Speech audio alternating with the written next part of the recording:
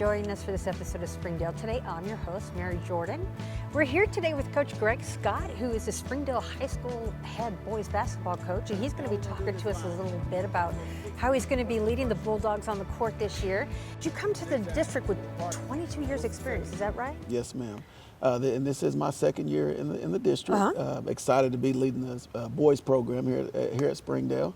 Over the years, I've coached in several different states as a high school boys coach and a high school girls coach. But I spent majority of my years in Fort Smith. So in Fort Smith, I started out at Darby as a ninth grade coach, and then I moved on to Northside as an assistant coach. And I tell you, I was able to be a part of some special teams. You know, got to coach some special players.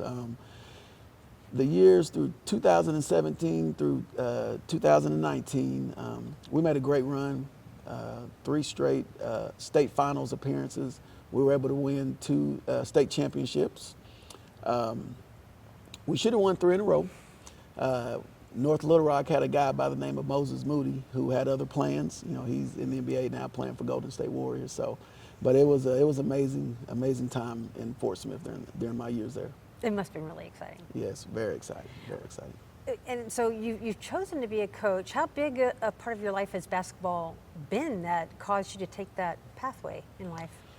Well, I tell you, my high school coaches were a huge impact on my life. You know, coming from a single parent home, you know, they provided that guidance and structure I needed. And, you know, from that point, during my college years, I always came home and they allowed me to coach, come help out in the youth basketball camps. And, you know, from that point, I just knew that I wanted to be in a position someday to give back and help others. So is that why you coach, is to give back and help others? Yes, and like I said, the game has done so much for me. I wanna serve my students, not only my players, but my students. And when I see other kids in the hallways, you know, I just want to be in a position to make a difference and be a positive influence on others. Well, thank you for bringing that to us. Yes. And so it sounds like you did play in high school and you did play in college. What can you share with us about that? So I played at Southside High School in Fort Smith, and from there, I took the junior college route. I signed with Bacone College in Muskogee, Oklahoma. From there, I transferred out to Denver, Colorado, and played at a Division II school. And you know, Denver is obviously, Colorado, it's cold. And for those who know me, they know that I'm not a cold person, and I hate being cold. So during the recruiting process, they needed a shooter, and the coach was like, "Hey, listen, you can come down here and shoot as much as you want." So I said, "Hey, where do I sign?" So I wound up in Colorado. Obviously, that didn't happen. You know, I shot a little bit, but it's not as much as I wanted. But it was still it was a great time, great experience. So I love Colorado. We're out in Denver at least once a year. Okay. So. Are there any memories about growing up playing basketball that kind of stand out to you or are fond for you? Yeah, I would say I would date back to my time in Denver. You know, Saturday mornings would be 6 a.m. practices, and one of the experience was, you know, I got up early. I'm ready to go get a workout, and I look outside. It's 6 or 7 inches of snow, and well, you know, in Arkansas here, everything's shut down, and so I'm ready to go back to bed, get some sleep. And, you know, my teammates, they're like, you know, listen, I don't know how it is in Arkansas, but we are going to practice. So my next question was, you know, how are we going to get there? So we had to walk. So, you know, I started to question my decision. This was like October. It's good weather here in Arkansas. So, but I had to grow up fast. But overall, I would say my most memorable experience was just with my teammates. You know, through high school, through college, you know, you're building that lifelong friendship, and, you know, those are things that's going to last with you forever. And you were saying that a factor in coaching is wanting to give back and serve your students in your community. Are there any particular instances that happened to you that you were like, man, this is where I'm supposed to be. I made the right choice? Just the growth, seeing the growth of my players. My past players, you know, obviously social media is big, so you get a chance to follow your past players, but just their growth on and off the court, it's just rewarding. Each day it motivates me when I wake up, it motivates me. just being able to be in a position and to make an impact on a student's lives, my players' lives. So. Well, and you talk about past players. I understand you've had some athletes that you've coached that have gone on to do some pretty great things. Yes, ma'am. During my time at Northside, I coached, had a privilege of, I say it's a privilege because it was a privilege of coaching Isaiah Joe and Jalen Williams, who are now, first, they played at University of Arkansas, and they are now playing with the Oklahoma City Thunder. Just won an NBA World Championship. So, did you go down for the parade? I did not.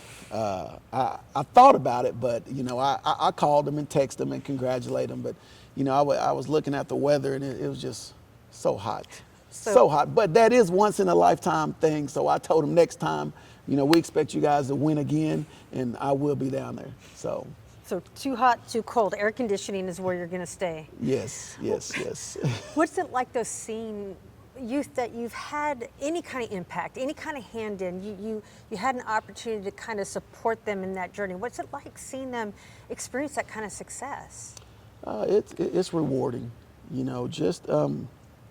Everything the success they're having, they've earned every bit of it, because those guys work extremely hard. Even in high school to this day, they still work hard. They still want to get better at their craft. They're an inspiration to our youth. They had a dream, they had a vision, and now they're playing at the highest level. And man, I just so excited for them. Not only are they good basketball players, but they're good people. They come from great families that have grounded them well. I'm just excited to continue following their journey. Yeah, me too. It's very much fun to watch them. We are at Springdale High School talking to boys basketball coach Greg Scott, talking to him about the upcoming season. So we've talked a little bit about your past and players that you've had an opportunity to lead on the court. What are you guys doing this season to get ready? Where are you guys at right now as a team? Well, I tell you, right now we're full throttle. We're a little bit behind. We didn't get a chance to have an off season together, so the pedal is on the gas right now. And anytime you're taking over a new program, it takes time to install a new system. And so, but I tell you one thing that I'm excited about is our players. They've bought in. They're locked in, they bought in, and they're ready for this new challenge. Right now we have about 17, 18 players in the program, and I would like that number to increase. I like to have 30 to 35 players in my program. So. All right. And then, so right now, do you think you have any players that you're kind of thinking are the players you might want to keep an eye on this year? I tell you, there's a couple players that have stood out this summer. Since this summer, Taven Bledsaw and Javion Phillips. And Taven is a transfer. He comes from another program across town, and he's going to be a huge asset to our program. He's a guy that he's a high energy guy that plays hard on both ends of the court. Offensively and defensively. So we're going to rely on him a lot this year. Javion, he's a young man that probably one of our most athletic guards. I feel that he has the potential to be one of our best defenders. He can shoot it. He's a shooter and a scorer. So, those two guys right now are standing out the most. I really like our incoming sophomore class. It's probably about 3 or 4 guys from that class that are going to compete for varsity minutes. And so, I really like the group we have. We're building team chemistry, and I'm looking forward to it, and I like the direction we're going. Is there anywhere that you think the team already has a strong presence on the court that you can kind of enhance versus what building blocks you feel that you could build on a little bit more with them? Right now we're in the process of finding our identity. We don't have any returning varsity players, and that's okay, except Taven. He's a transfer. He transferred in, but so we're in that process. But I can tell you right now that we're working hard daily, and we're going to hang our hats on our effort and our energy. Right now, we don't have the 6'7", 6'8", and we're just going to try to outwork people and play as hard as we can and compete every night. This could be exciting. Yes. It's exciting. Yes. And to watch them grow and see where they were at the beginning of the season to where they're brought as they Yes. continue in. All right, so as you're training them and you're working with them, is there any personal philosophies that you as a coach try to make sure that they are bringing to the court, or that you are emphasizing for them as a leader? Well, for me, my philosophies are based on 3 pillars, and it's kind of what I bring to my programs, and that's accountability, discipline, and hard work. It's all I know. It's how I was raised. It's how I was coached, and so I like to carry that on to my program, and from there, if we're able to stay consistent with those categories, the wins will come and the success will come. So that's kind of what we're basing everything off of these next 3.5 months while we prepare for the season. All right. Well, we spent a lot of time talking about basketball. Is there anything else in regards to your time with Springdale High School and their coaching program that you wanted to mention that I didn't even think to consider? I would say that I'm grateful to be a part of the Springdale Bulldog family. Ever since I've accepted the job, it's just been a warm welcoming from everyone, to the administration, the faculty, the community has been great. This is an amazing district, and I tell you, I'm just looking forward to building something special here at Springdale High School. I'm looking forward to it. That's so exciting. Okay, so now we go into the fun part. This has all been fun. All of this has been fun, but this is a little, a lot of interviews have a tendency to be formal, and even though we try to keep it conversational here, sometimes it's fun just to see what people are thinking. So we did this with Coach Dan Nauer. He seemed to survive, so we thought you might be able to do it too. Okay, you ready? Right.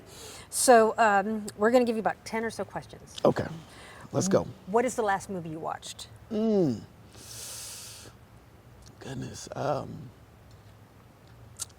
It's one of those Avenger movies. Okay. I'm not really an Avenger guy, but my kids, they like that stuff, and so one of those movies. One of those I don't know the name of it, but it was good. Okay, so what's your favorite comfort food? Wings. I love wings. Spicy? Yes. I like a lot of different flavors. Okay. And then what 3 words would you use to describe yourself? I would say passionate, relentless, and I like the word accountable. I'm extremely passionate about my career and what I do, just because, like I said, the game of basketball has done so much for me in my life, and I think relentless. I consider myself a lifelong learner, and I think that coaches, we ask our players to do so much. Hey, are you working on your game outside of Springdale? Are you with a trainer? Are you working out on your own? And so for me, what am I doing to get better? And so, I try to continue to network with people in my, family tree, a coaching tree, shall I say, and I'm at coaching clinics. So I just, I want to be relentless in anything I can do to get better myself, and as well my program. And then I would say accountability is real key, is very key for me, because I hold myself to a higher standard, as well as my players and my programs. So those are all really positive things. So the next question is, what's something that you would say that you're not necessarily good at? That's tough. I mean, I tell my wife all the time, that's I'm usually never wrong. She would agree with that. So I would say, oh man, I hadn't thought about that one. I would say golf. Oh my goodness, golf. Golf. That we took the team to Top Golf a few weeks ago, and after the first hour, I was dead tired. So I have a new respect for golfers, and I wasn't even out in the field playing. I'm standing there just swinging, and I was exhausted. So it would be golf. I got to get my golf game up. So. Are you the giant one that you can't miss and still manage to miss? And I was still missing, yes. Do you collect anything? Not really. I tell you what I've collected a lot because I lose them all the time. A lot of pickleballs, you know, those little balls, because I lose them all the time. So I try to go buy a lot of those, but I'm not really a collector. I try to stay active a lot, but you know, I lose a lot of pickleballs when I go play. So you play pickleball quite a bit, huh? Yes. All right, well, what would you say is a little known fact about you that people just aren't aware of? Well, I love playing pickup basketball. Still to this day, I'm not as fast as I used to be, but I still can shoot it a little bit. I love working out. I try to stay active. Like I said, pickleball, tennis. I love spending time with my family, my kids. And I just, you know, I enjoy life. I enjoy what I do. I love my career. I love my family.